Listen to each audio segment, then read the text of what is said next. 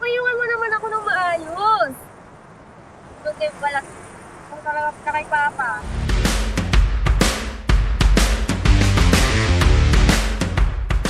Alam mo, Dek, yung hinihintay natin sa sakit ngayon, gumagamit ka ng nano-engineered Kaya. Mind blow, hindi ba?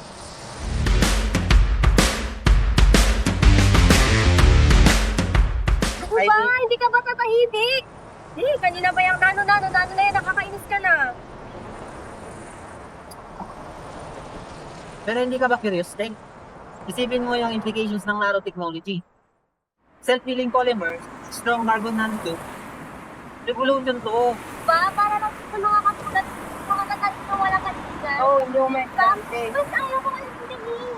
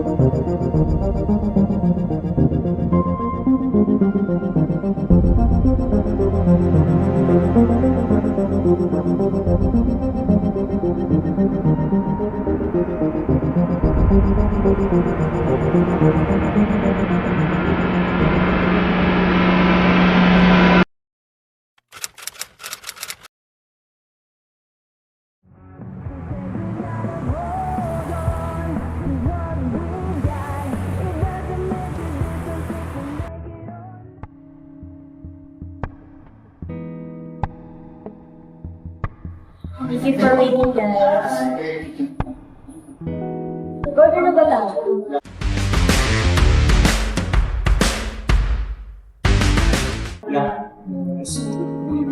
So, kumusta?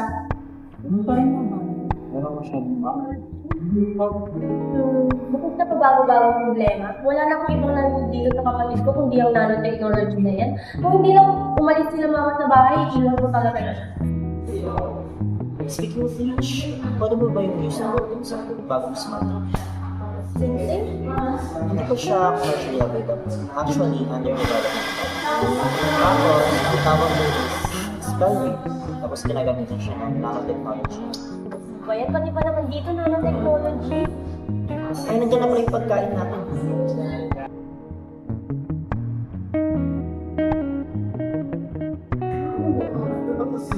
Bakit ba yung pag-usapan ng nanotechnology? Nakakatulog ba sa mga tao?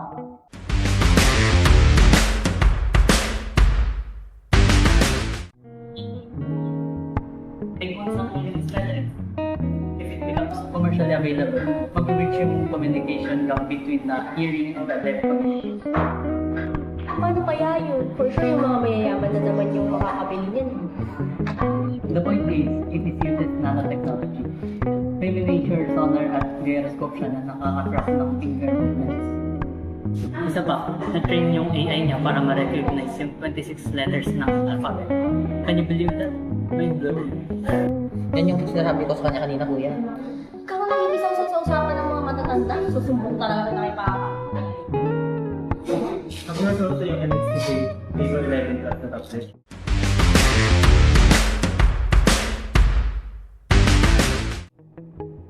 Since laging sumakit yung katawan dahil lagi akong naka-table screen, I've down ako tablet sa Facebook.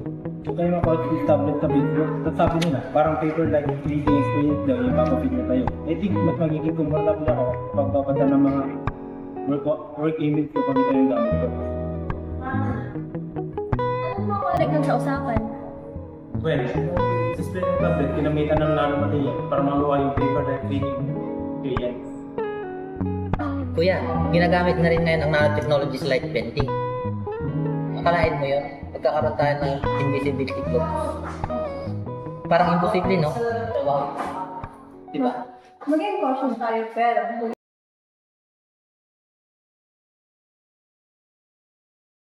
easy, bago pa lang nanotechnology, so dapat mag-aware tayo sa mga kasama nito. These nanoparticles we are talking about are very harmful sa ating environment at sa ating health. I agree. Kailangan ng responsible development. Pero kung iisipin, talagang malaki ang benefit na makukuha sa nanotechnology. For instances, may na-research ako kanina about yung medical advancement na targeted drug delivery wherein dadalhin ng nanoparticles yung medicine directly at sa disease cells. Meron ding environmental applications gaya ng paggamit ng nanomaterials para mabawasan ang pollution, which is importante sa atin. Puro na lang kayong nano dito, nano doon. At isipin din naman sa akin kung ano talaga yung nanotechnology, kung yan yung gusto nyo pag-usapan ngayon. Nandito ako para mag-relax. Oops, teka lang. Time freeze muna. We almost forgot. Wala pa palang introductory sa topic. Sige, huwag muna nguyain yan na. Now, let's do this in a narrative way.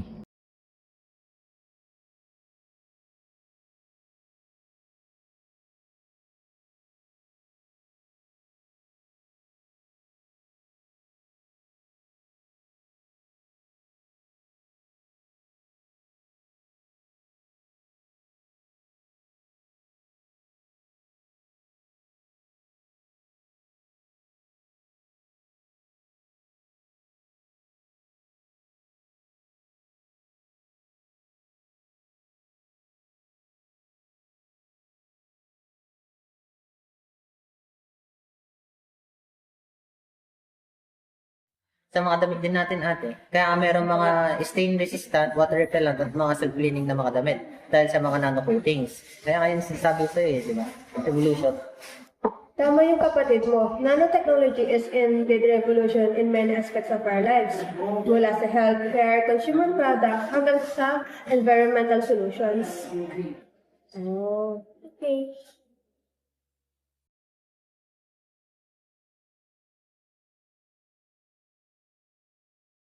Hindi naman pala ganun ka-boring ang nanotechnology. Akalain mo yun, high-tech yung pala ni mama.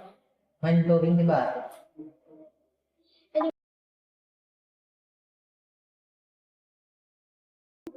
Well,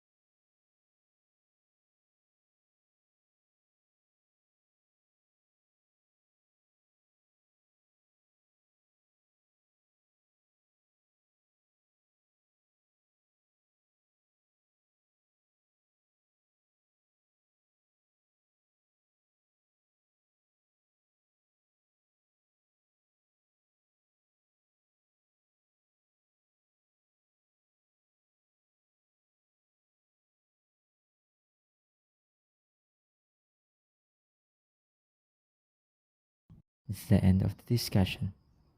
Let's go back with our tropa. Basically, yung nanotechnology is about manipulating matter at transforming in molecular level. Ipakit as these ito sa budol ng buhangin, given yung ito budol process, yung ay nanotechnology. In metric scale, yung nanometer. Hindi lang ito about sa pagpapalit ng mga bagay, about dito sa pagpapalit ng kanilang mga properties. Simula ito noong 1980s. Yung initial concept na na-propose ni Richard Raymond sa 1959 lecture niya. Ano na ulit yun? There's plenty of room at low bottom. Ayun. Yung mga non-stick coating ba sa mga palayok ni Mama, nanotechnology yun? Yep, actually maraming everyday products ang nagamit na nanotechnology. Yung sunscreen na ginagamit mo araw-araw, may nanoparticles yun na zinc oxide for better UV protection. Sa mga damit din natin ate, kaya merong mga stain resistant, water repellent at mga self-cleaning na mga damit dahil sa mga nano-coatings. Kaya ngayon sasabi ko sa'yo di ba? Evolution. Tama yung kapatid mo. Nanotechnology is in the revolution in many aspects of our lives. Mula sa healthcare, consumer products, hanggang sa environmental solutions. Okay. Hindi lang puro improvement yung sa Hindi naman pala ganun ka-boring ang nanotechnology. Alam mo yun, high-tech yung palayok ni Mama. Mind-blowing di ba? Anyway, thank you guys ha. Gets ko na. Pero pwede mong change topic na. Well,